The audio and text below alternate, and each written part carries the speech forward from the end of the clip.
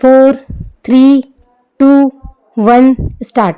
अध्यक्ष जी, राष्ट्रपति महोदय के अभिभाषण पर जो धन्यवाद का प्रस्ताव पेश किया गया है, मैं उसका समर्थन करने के लिए खड़ा हुआ हूँ। राष्ट्रपति जी ने अपने अभिभाषण में विशेष रूप से आर्थिक विकास और कृषि के संबंध में उल्लेख किया है। इसमें कोई संदेह नहीं कि पिछले वर्ष में खाद और बीज का वितरण ठीक समय पर किसानों को किया गया और साथ ही भगवान की कृपा रही, जिससे वर्षा समय पर हुई और नहरों व नलकूपों से खेती की सिंचाई के लिए समय पर पानी मिला, जिसका परिणाम यह दिखाई दे रहा है कि इस साल अनाज की पैदावार पिछले सालों की अपेक्षा अधिक होगी। इस अवसर पर मैं कुछ बातों की ओर सदन का ध्यान आकर्षित करना चाहता हूँ, जिनका उल्लेख राष्ट्रपति जी के अभिभाषण में नहीं किया गया है।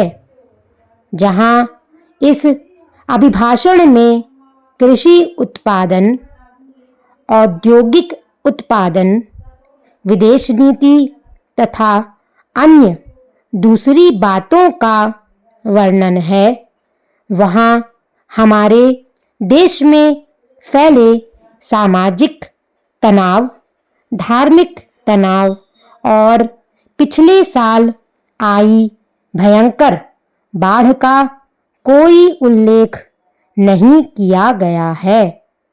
मेरे विचार से राष्ट्रपति महोदय को अपने अभिभाषण में इन बातों का भी उल्लेख करना चाहिए था। आप जानते हैं कि पिछड़ी जातियों के लिए आरक्षण के नाम पर उत्तर भारत में जगह जगह पर तनाव की स्थिति पैदा हुई है। 30 साल पहले हरिजनों के आरक्षण की बात को माना गया था। मैं हरिजनों के लिए आरक्षण के विरुद्ध नहीं हूँ, क्योंकि मैं स्वयं हरिजन हूँ, लेकिन अन्य पिछड़ी जातियों के नाम पर जिस आरक्षण की मांग की जा रही है, वह तर्कसंगत नहीं है।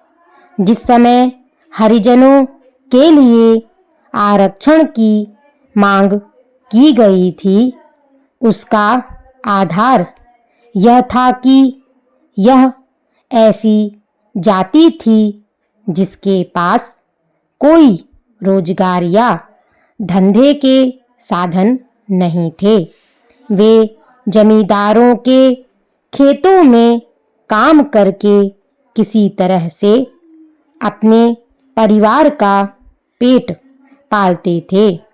लेकिन आज पिछड़ी जातियों के नाम की जो सूची बनाई गई है, यदि उसकी जांच हो तो आपको मालूम होगा कि उनमें 5% भी ऐसी जातियां नहीं हैं जो किसी जमींदार के खेत में काम करती हों या दूसरों की कृपा पर निर्भर हों।